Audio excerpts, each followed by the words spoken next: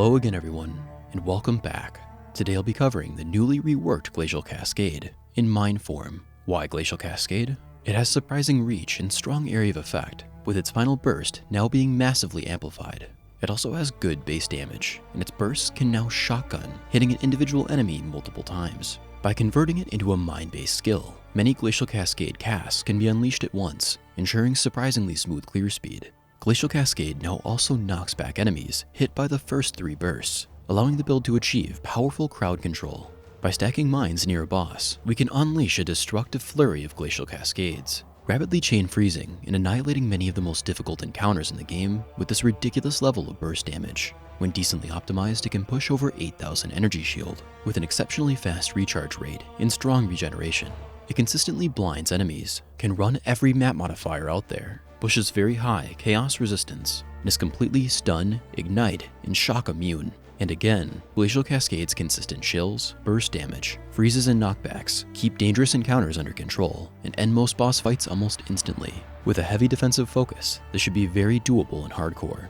Gearing up this build is exceedingly flexible and very doable on a budget. This is the best of both worlds, with a low barrier of entry and a ton of room for high-end upgrades with additional investment, making it a fantastic league starter. You can comfortably push maps on entirely rare, life-based gear, as the build is initially leveled as life-based, and converted later into the main low-life energy shield-based version, which does make use of many affordable uniques. Some, however, are completely mandatory, rendering this build not easily doable in solo self-found. If you're looking for something incredibly well-rounded, with truly ridiculous single-target damage, look no further. This guide uses the Path of Building community fork to summarize its key information. Copy in the pastebin link found below for access to all skill gems, gear sets, and skill trees. I'll be updating the Path of Building link for each new league. Changes made will be in the Path of Building notes and video description.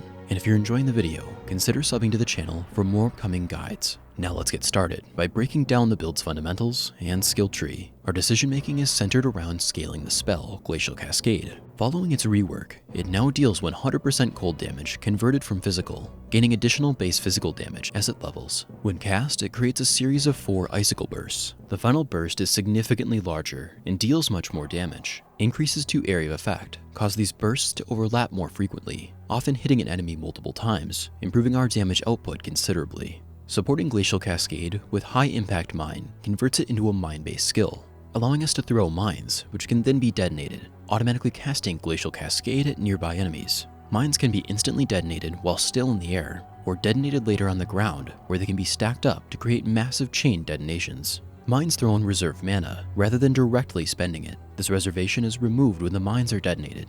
Now let's take a look at our skill tree, core traits, and primary modifiers that we'll be scaling. My focus here, and in most sections of the guide, will be on discussing the core low-life version of the build. The life-based leveling experience, including gear, gems, and skill trees, will all be fully covered in the leveling section of the guide. In the Path of Building, I'll be including 5 endgame skill trees to fit every budget, starting cheap with no unique jewels, moving into moderate with some unique jewels and small cluster setups, into expensive with heavy cluster jewel usage. Fantastic performance can be achieved on any budget. Offensively, here's the core skill tree I recommend running. The offensive notables we'll be allocating, and a quick look at some standout inclusions. We'll be primarily scaling damage through critical strike chance and multiplier, increases to physical, cold, elemental, mine, spell, and area damage, cold resistance penetration, mine throwing speed, and additional maximum mines, and an array of strong auras alongside significantly improved aura effect. Some of these auras will be blood auras, reserving our life pool so we can run the Keystone Pain Attunement, which grants 30% more spell damage permanently, as will always be on low life. Defensively, here are the notables we'll be allocating, and some of the standout inclusions. We'll be scaling maximum energy shield recharge rate, intelligence for even more energy shield, some block chance and chaos resistance. We'll also be regenerating large amounts of energy shield with the Keystone Zealot's Oath, combined with the Ascendancy node Pyromaniac. And finally, this notable will help make our surroundings much less dark. Jewels that alter the formation of our skill tree include a large radius thread of hope in this socket specifically. This allows us to allocate several powerful notables without having to path directly to them. Due to the amount of powerful auras the build runs, we can make great use of cluster jewels like these. featuring a combination of these notables. Setups can be run with standalone medium cluster jewels, or pushed to the limit with the inclusion of well-rolled large clusters like these. Sustaining mana with this build is simple and accomplished through just the use of an enduring mana flask like this. For our Bandit selection, I recommend siding with Alira. We benefit from everything she offers, and the free resistances make converting to low life a lot smoother. If you've already made the switch and have your resistances comfortably overcapped, consider switching to Aramir's 2 passive points with a Book of Reform. Now let's discuss the best Pantheons available. As you progress, capture all of the additional souls. For the major god, Lunaris, Aracali, or Solaris all provide good value.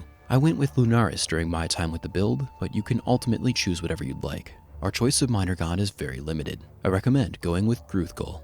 With the basics covered, let's break down our Ascendancy of Saboteur. Our core selections include Born in the Shadows, which makes us immune to blind and helps us consistently blind everything we engage with, heavily improving our chance to evade against blinded enemies. Anything we blind will also deal less damage to us and take slightly increased damage as well. Bomb Specialist increases the speed at which our mines detonate, improving the potency of our damage output. For each active mine, we gain 4% increased area of effect. This builds to absurd levels when we stack up mines before detonation. And if we've detonated a mine in the last 4 seconds, we'll deal a bit more damage and throw mines faster. Pyromaniac makes us ignite and shock immune, and reduces the amount of mana our mines reserve. For each mine we've detonated recently, we'll regenerate 1% of our maximum life per second, reaching at most an impressive 10%, which again will be converted to Energy Shield with Zealot's Oath. Finally, Explosives Expert grants some flat area of effect, reduces the area damage we take from hits, and provides a variety of powerful effects based on the ailments we've inflicted. With the help of Skitterbots and Herald of Ash, we shouldn't have a problem inflicting Ignite, Chill, and Shock onto most enemies we encounter, heavily boosting our total damage output. Each of these are perfectly suited for Glacial Cascade. I recommend picking them up in this order, prioritizing the defensive and utility-focused Pyromaniac and Born in the Shadows early, followed by Bomb Specialist for the AoE, damage, and speed, before wrapping up with Explosive Expert's powerful array of offensive modifiers. Now let's take a look at my recommended skill and support gem setups. Here are the most compelling alternative quality skill gems to consider running. Let's begin with our Glacial Cascade 6-link socketed into our body armor. Prioritize getting a level 21 Glacial Cascade. Each level heavily improves its base damage. High Impact Mine directly converts Glacial Cascade into a mine skill, slightly lowering its damage, but causing mines to apply a 2% chance to deal double damage to enemies near them. This is considered an aura, and is scaled by increases to aura effect, reaching staggering levels of power when we place large amounts of mines near bosses. Try to maximize gem quality here, as it grants useful mine throwing speed. Hypothermia heavily increases our damage output against enemies that are chilled. Inspiration lowers the amount of mana that our mines reserve, and causes us to gain inspiration charges when mines are thrown. Every charge grants more elemental damage and increased critical strike chance. Trap and mine damage does just that, heavily improving our mine damage at the cost of slightly slower throwing speed. The final support gem is Flexible. There are 3 common inclusions that can help us throw mines more effectively. Minefield slows our throwing speed heavily, but causes 5 mines to be thrown at once, in my experience boosting clear speed, as you can quickly and effectively unleash 5 Glacial Cascades at once. It also increases our maximum mine count to 23, improving our chance to deal double damage and allowing for larger chain detonations. Charged Mines grants consistent frenzy and power charges, though we already generate power charges without it. For each active charge, we gain additional critical strike chance and some mine throwing speed, a decent overall increase to both power and speed. Swift Assembly grants a small chance to throw 1, 2, or 3 additional mines. This creates significant inconsistency in the time it takes to reach maximum mines, but can make the build feel very smooth for basic gameplay. Here's a speed comparison of all 3, using a decent example of Swift Assembly. Ultimately, this comes down to preference. I found a lot of success running Minefield, and recommend it heavily. Alternatively, if you want pure damage output rather than usability, consider running something like Controlled Destruction or Concentrated Effect. Our next setup is a 4-link, containing our mana-based auras and heralds. Herald of Purity grants up to 12% more physical damage. As Glacial Cascade inherently deals physical damage before conversion, this results in a solid damage increase. Herald of Ash grants 15% of our physical damage as extra fire, a smaller damage boost, but one that helps us inflict ignites more consistently, enabling the critical strike multiplier provided by Explosives Expert. Summon Skitterbots improves our mine damage and creates 2 minions that run around automatically chilling and shocking nearby enemies, slowing them down and heavily increasing the damage they take. Enlighten support causes these auras to reserve slightly less mana, so we can more comfortably cast supporting spells, even with maximum mines placed. This can be ran flexibly between levels 2 and 4. Now, our blood auras. These will be socketed directly into our shield and don't need to be linked. Discipline grants flat energy shield and increases energy shield recharge rate. Our investment into aura effect makes Discipline one of our biggest sources of energy shield. Be sure to maximize its gem level. Its counterpart, Vol Discipline, is an activatable skill that prevents our energy shield recharge from being halted, allowing us to recover quickly on demand when we find ourselves in trouble. Zealotry is a powerful aura that increases spell critical strike chance and grants up to 16% more spell damage. But even better is Hatred, the perfect offensive aura for the build, granting up to 26% of our physical damage as extra cold and up to 19% more cold damage. Next, we've got our 4-link, Boss Debuff and Curse setup. Frost Bomb is a spell that pulses when placed, reducing the enemy's ability to recover life and energy shield, and more importantly, applying cold exposure, lowering their cold resistance by 25%. Hex Touch is the rebranded Curse on hit, causing Frost Bomb to inflict a linked hex when it explodes at the end of its duration. We'll be cursing enemies with Frostbite, which dramatically lowers their cold resistance, makes us more likely to freeze them, and causes our freezes to last longer. Spell Cascade causes Frost Bomb to occur in front and behind of its original area, making it far easier to land consistently. Next, we've got our 2-link Guard setup and an unlinked buff socketed into our weapon. Cast when damage taken will automatically trigger a Mortal Call when its damage threshold is reached. We'll be keeping it at level 1, so the threshold stays low, ensuring it triggers consistently. A Mortal Call needs to be kept at level 3, so its level requirement doesn't exceed cast when damage taken's, or it won't be triggered. A Mortal Call reduces incoming damage heavily for a short time. Vol Righteous Fire is another activatable Vol skill. Upon use, it consumes a chunk of our energy shield and grants up to a massive 28% more spell damage for a short time. This is best used against bosses for heavily improved burst damage. Just don't use the regular version of Righteous Fire, only the Vol version of the skill. Our final setup is a 4-link containing our movement and utility skills. Frost Shield is a newly introduced area control spell. When placed, as long as we're standing inside of its bubble, it drains a small amount of our energy shield to gain up to 4 stages. With every additional stage, the Frost Shield becomes more durable and grants 0.4% to the base critical strike chance of our spells, improving our damage output significantly. When we're inside the bubble, it will absorb 20% of the damage dealt by enemies from within it and absorb 60% of the damage dealt by enemies from outside it. Flame Dash is a versatile movement skill, able to be used quite rapidly to avoid damage, cross gaps, and navigate environments. Arcane Surge is a buff that will be activated when we spend mana with supported skills. We'll be keeping it at level 7, so it will be triggered by a single Flame Dash, granting us more spell damage and some mana regeneration. Finally, Second Wind support makes both Flame Dash and Frost Shield easier to use by providing them with an additional maximum use and speeding up their cooldown recovery rate. Now let's talk about how to use these skills to best map and fight bosses. Here are the keybinds that I used. Treat this as a baseline to be modified in any way you see fit. For those wishing to simplify the build's playstyle, try assigning Detonate Mines to move only. This makes it more of a one-button experience. Just be careful during boss fights not to detonate before you're ready. When mapping, keep your flasks up consistently, especially the mana flask. Try to engage from medium range when possible. Just a few mines or a single toss from minefield, followed by an instant detonation, will usually be enough to clear several packs. During intense encounters, don't hesitate to spam mines and repeatedly detonate to consistently trigger Glacial Cascades. Use Flame Dash frequently to engage, disengage, and traverse empty areas. If you find yourself taking a lot of damage, don't hesitate to trigger Vol Discipline. During boss fights, rapidly place up to maximum mines near the boss's location. Try to do this from either a safe distance or before the boss spawns in.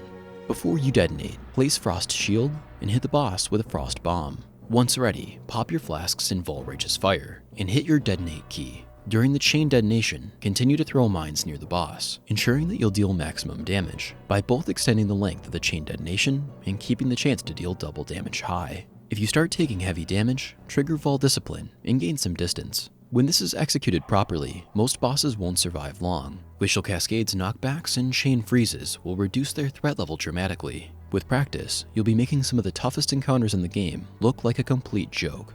As you approach endgame mapping, there are no map modifiers to keep in mind. This is one of the build's greatest strengths. We can run just about every modifier without issue. Reflect doesn't impact mines, allowing us to comfortably run both elemental and physical Reflect maps. Just don't flame dash headlong into a pack of enemies on an elemental Reflect map. Leveling this build is a bit different than the final product. It's much easier early on to run the build as life-based until you can afford the core components that are needed to transition to low life. The Path of Building link will contain full life-based gear sets, gem setups, leveling, and endgame skill trees. Every step of your progression has been covered.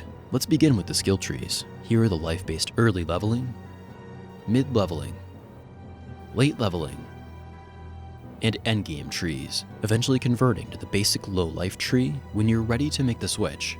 For skill gems, here are the most common ways of obtaining them.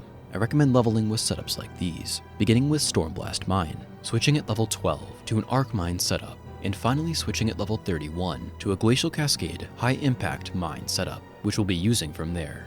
I recommend running Hatred and Summon Skitterbots early. Use Frostbomb for boss encounters, expanding into the Hex on Hit setup when gems become available. Make use of both Flame Dash and a low-level Arcane Surge, and consider running our Cast When Damage Taken setup when it becomes possible. As you approach early endgame, here are the life-based gem setups that I recommend running that you'll find in the POB. Most setups haven't changed too much from the low-life version. The largest alteration is the loss of many auras that will be running later. For gear, you'll mostly just be running flexible, affordable rare gear like this in just about every slot. Prioritize standard modifiers like these. Push as much life as possible, cap out your resistances, and ensure that you've got a solid amount of chaos resistance, movement speed, and all necessary attributes. You'll want to be running a flexible one-handed wand, scepter, or dagger like these, featuring a strong collection of the listed modifiers. Or consider running Tremor Rod, an affordable and powerful unique. If you pick one up, you'll have no need for high impact mine, as Tremor Rod automatically supports linked gems with Blast Chain Mine. Run a Flask setup featuring affordable options like these. Consider running some of these affordable uniques if they're available. If you're leveling this in the middle of a league and have some currency available, here are some of the best uniques to use early on. And if you're on a low budget, consider combining any solid chest piece or Tremor Rod with the cheap Prophecy Jeweler's Touch for an instant 5-link. So now let's take a look at the endgame gear that defines the core build. Path of Exile's economy is player-driven. Prices are at the mercy of supply and demand and will vary heavily over time.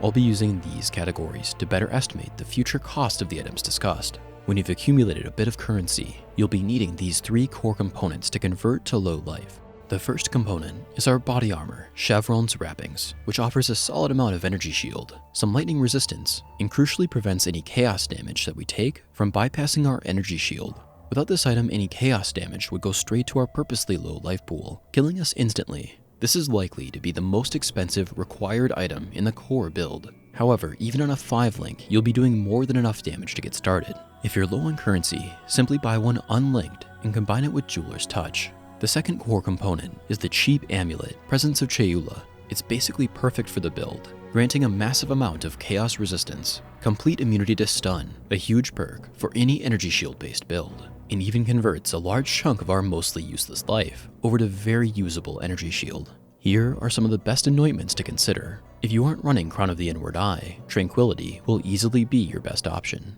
If you aren't generating frenzy charges, Disciple of the Slaughter is a great pick. If you want to scale Aura Effect or need more mana free, consider Charisma or Champion of the Cause. And finally, Blast Waves, Destruction Apparatus, and Efficient Explosives are all fantastic mine-related choices. The final core item is our cheap shield, Prism Guardian. Auras socketed into the shield will be granted 2 additional levels, have their mana reservation reduced by 25%, and will be automatically supported by Blood Magic, causing them to reserve life rather than mana. All of this enabling us to cram the expensive and powerful Hatred, Zealotry, and Discipline into the build as Blood Auras. Once you have all 3 of these, you're pretty much ready to convert to low life. Other gear slots can be filled out with cheap, powerful options we'll be discussing in more detail shortly. First, let's talk weapons. These will be flexibly priced and won't be type specific, meaning you can run a wand, dagger, or scepter. You'll be looking for a strong combination of these modifiers. Your top priority will be getting a single +1 to level of cold, physical, or spell skill gems, alongside as many other helpful modifiers as possible.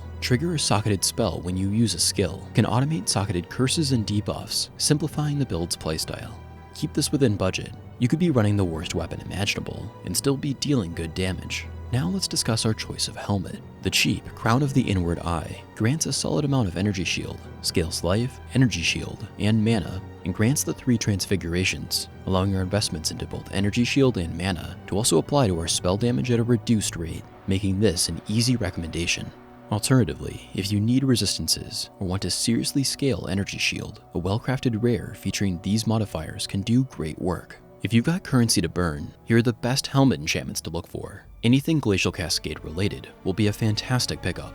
For gloves, I recommend running a flexibly priced rare. Prioritize getting a strong amount of energy shield, intelligence, and plenty of resistances. If you've got some currency, look for the exceptionally powerful dual modifier of tier 1 cold resistance, coupled with up to 50% increased damage against chilled enemies. For boots, I recommend running the cheap Sin Trek. These are exceptionally affordable for the amount of energy shield, movement speed, and attributes they grant. You can comfortably run these permanently. Just be sure to get a pair that rolled decently on maximum energy shield, ideally somewhere over 140. If you find yourself on a high budget, a well-crafted rare with an emphasis on energy shield, resistances, and movement speed can make for a fantastic optional upgrade. Regardless of your choice, be completely sure to enchant your boots. You'll want one of these 2 options. In this build, as players, we don't crit and don't kill. Path of Exile considers our minds to be doing that, allowing these powerful, normally situational enchantments to stay up in almost all circumstances. This is a very high priority upgrade that's not too hard to achieve. You can make use of the cheap, twice enchanted Prophecy to easily double your odds each run.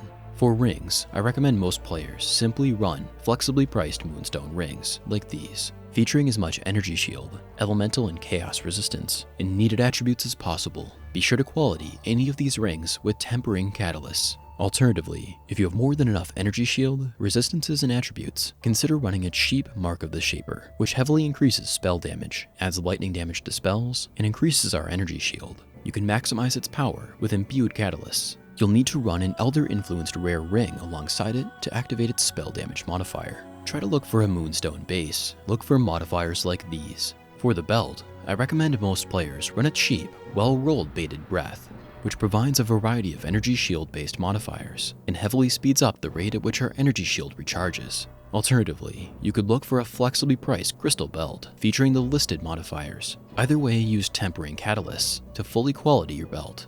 Now let's talk flasks. First up, we've got a cheap Quicksilver flask to heavily improve our movement speed. The prefix will always be flexible. Look for a suffix featuring either additional movement speed or curse immunity, whichever you prefer.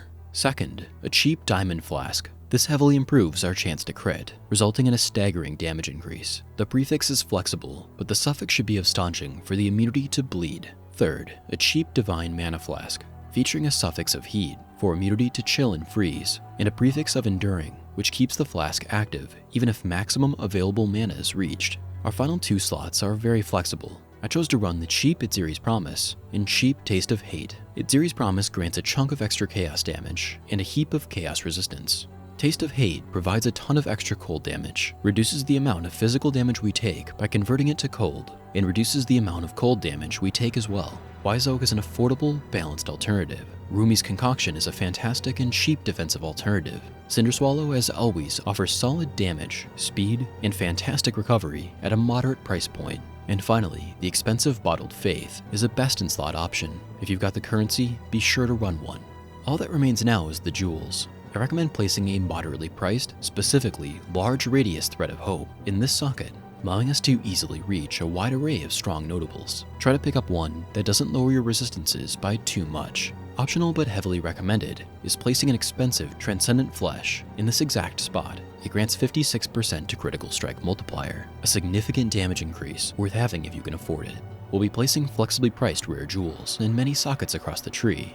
In this socket, consider running a cheap Energy from Within, a decent defensive consideration that I could take or leave. This will convert increases to life in the melding cluster into increases to energy shield, granting the build a bit more. And finally, for those on a high budget, I recommend running a Watcher's Eye, featuring at least one of these modifiers, with Penetrate up to 15% of cold resistance being my top pick. And that covers just about everything. I hope the guide serves you incredibly well. A huge thank you to all of my patrons for their continued support of the channel. Producing this content wouldn't be possible without them. Special recognition goes to the following: Adam Benamias, Agent Leo, Andrew Miller, Austin Meredith, Bloody, Chris IRL, Christopher Cravey, Daniel Wigg, Darren Clark, David Cantu, Gareth Thomas, Garth Anderson, Greg Spanko, Greg Wells, Hunter Wild, It's Mr. Worm to You Gaming, Jacob Davey, John Snyder, Kevin Griffin, Kevin Langevin, Kurt Wood, Lukasz Skalik, Marley, Matt Cardenas, Michael Johnson, Mick Woodney, Mike Anubis Gaming, Modimus Prime, Nate Piotr, Rasmus Blockpalsko, Richard Bollinger, Ryan McDonald, Sabaton Babylon, Sinister Data, Spencer Ripe, Tony G773, Varos Vitele, William Dean, Wyatt Sabled, and finally, Xi. Thank you everyone. An additional thank you to Modimus Prime, Nate, and Michael Johnson for their extra support, and a final thank you to Modimus Prime for the assistance. If you'd like to be credited at the end of each video, or join our Discord for Path of Exile discussion, consider checking out the Patreon link below. And if you enjoyed the video, consider subbing to the channel for more just like it. And as always, I've been Esero, and I will see you guys in the next video.